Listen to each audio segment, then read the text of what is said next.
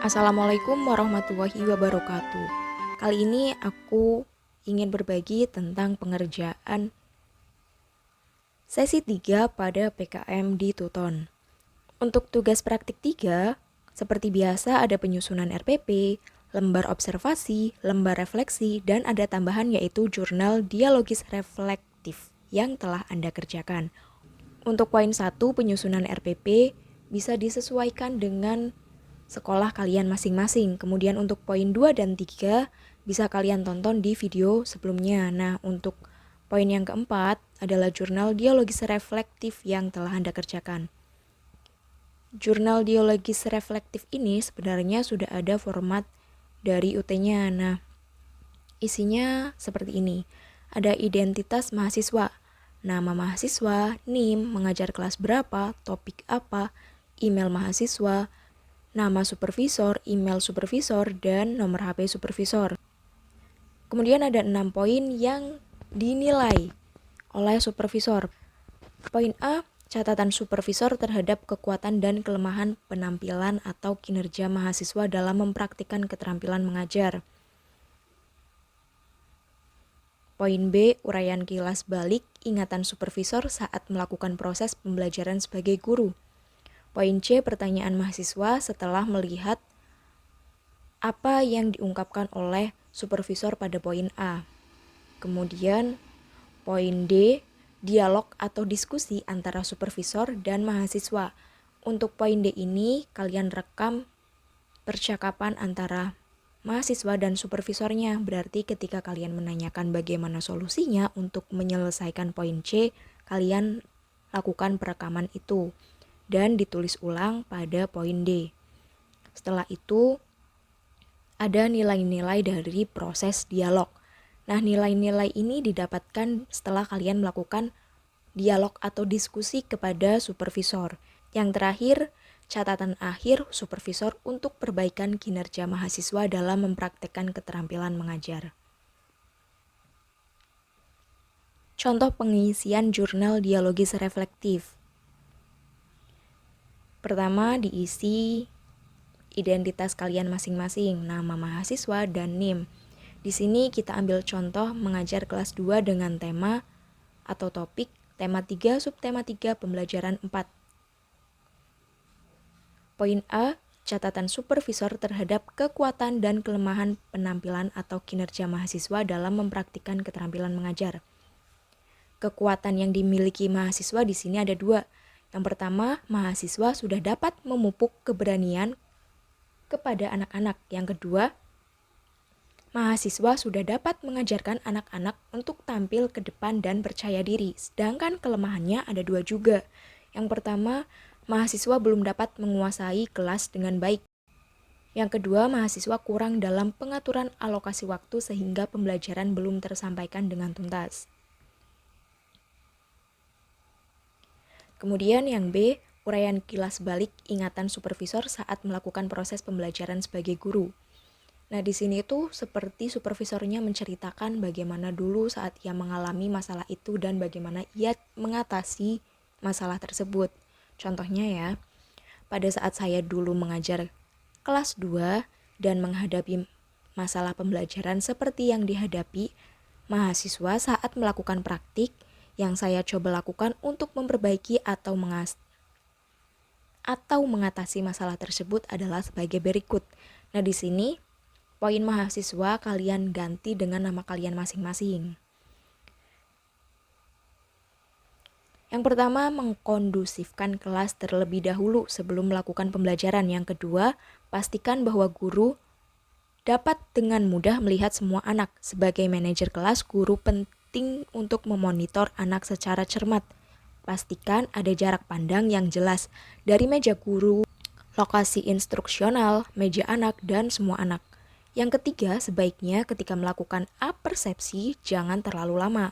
Apersepsi cukup dilakukan selama rentang waktu 5-10 menit saja. Yang keempat, tidak bertele-tele dalam menyampaikan dan menjelaskan materi.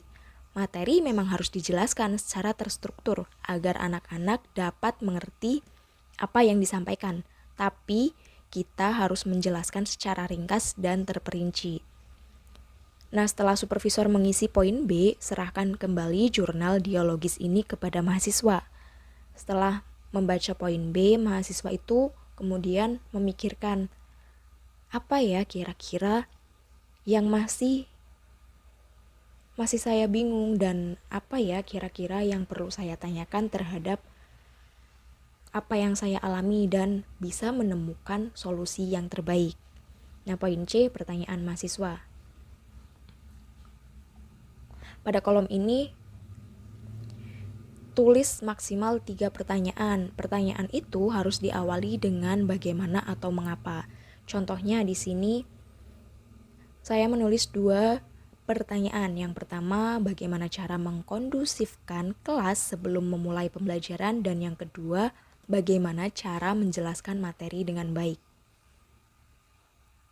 Setelah itu, mahasiswa kembali menyerahkan jurnal dialogis kepada supervisor 2 dan terjadilah diskusi atau dialog antara supervisor 2 dengan mahasiswa. Dan diskusi yang terjadi itu direkam dengan durasi waktu paling lama 10 menit. Jadi kalau kurang dari 10 menit itu diperbolehkan. Setelah melakukan dialog atau diskusi, kalian dengarkan rekaman itu dan tulis ulang percakapan apa yang terjadi antara mahasiswa dengan supervisor. Contohnya di sini, mahasiswa, selamat siang Bu, maaf mengganggu waktunya sebentar Bu. Iya, selamat siang, ada yang bisa Ibu bantu? Saya ingin berkonsultasi dengan Ibu masalah cara mengkondusifkan kelas dan penyampaian materi dengan baik. Bagaimana ya Bu, cara yang baik untuk mengatasi masalah itu? Baik, Ibu mengerti masalah yang dialami sebagai mahasiswa. Untuk masalah mengkondusifkan kelas, menurut Ibu sebaiknya bisa dengan cara memperbanyak interaksi dengan siswa pada saat di kelas. Anak-anak dapat memberikan pendapat atau ide sesuai dengan apa yang anak-anak pikirkan. Tugas kita sebagai pendidik untuk mempercayai kemampuan masing-masing anak serta memacu mereka untuk berani berpendapat. Kita juga harus menghargai pendapat mereka meskipun ada yang salah atau kurang tepat. Dengan catatan, kita harus memberi pendapat yang benar dan memberi sugesti seperti, "Gak apa-apa jika jawabanmu salah, yang penting kamu hebat karena sudah berani mencoba." Pandangan kita di kelas harus fleksibel, dalam artian dapat melihat posisi anak-anak dengan baik. Lalu untuk masalah penyampaian materi, kita harus bisa menjabarkan secara terstruktur dan terperinci mengenai materi yang disampaikan. Pilihlah beberapa kosakata yang bisa dengan mudah dipahami oleh anak-anak. Oh baik Bu, saya mengerti dengan apa yang Ibu sampaikan. Saya akan mencoba mengaplikasikannya pada pertemuan selanjutnya. Terima kasih ya Bu untuk waktunya. Baik, sama-sama. Selamat mencoba. Semoga sukses ya. Nah, setelah melakukan dialog atau diskusi antara supervisor 2 dan mahasiswa, maka kita sebagai mahasiswa itu memberikan kesimpulan dari dialog itu. Contohnya, setelah proses simulasi dan dialog, saya akan memperbanyak interaksi dengan siswa dan membebaskan siswa untuk memberikan ide atau pendapat yang hendak mereka sampaikan. Saya akan memperbaiki posisi saya dalam mengajar, tidak hanya duduk saja, tapi saya juga harus berdiri di tengah anak-anak agar dapat memusatkan perhatian kepada mereka sewaktu penyampaian materi. Saya juga akan menyampaikan materi secara terstruktur dengan menggunakan kosakata sederhana, agar penyampaiannya bisa dipahami dengan baik oleh anak-anak. Jadi poin E ini dituliskan hal-hal apa yang akan kita lakukan atau akan kita perbaiki pada pembelajaran berikutnya setelah melakukan dialog atau diskusi dengan supervisor 2. Nah, yang terakhir, F. Catatan akhir supervisor untuk perbaikan kinerja mahasiswa dalam mempraktikkan keterampilan mengajar. Poin ini diisi oleh supervisor 2. Ia menuliskan saran perbaikan saat mahasiswa mengajar. Contohnya, mahasiswa harus belajar bagaimana cara mengkondusifkan kelas dengan baik dan juga mengatur waktu agar materi yang disampaikan dapat diterima oleh anak-anak dengan tepat dan relevan. Setelah mengisi poin A sampai F, kemudian ditandatangani oleh supervisor dan mahasiswa. Lalu kalian scan hasil tersebut dan diupload pada Tuton.